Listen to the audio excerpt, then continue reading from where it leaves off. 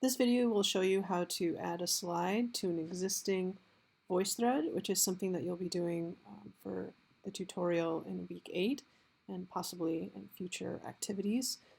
So when you're in a VoiceThread like this, you'll see this icon down here that looks like two little windows, and you just click on it and it will allow you to add a slide by clicking on the add.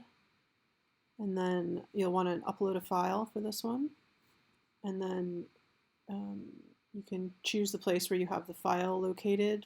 For just as an example, I'll just choose this file, open it. And then once the file is loaded, then you can click on the item that you just added, and then you can comment on it like you would any other file or any other slide. Once you're done commenting, and if you're done with the assignment, then you can submit the assignment. If you're not done with the assignment, you can go back to other slides, and when you're all finished, you'll click submit.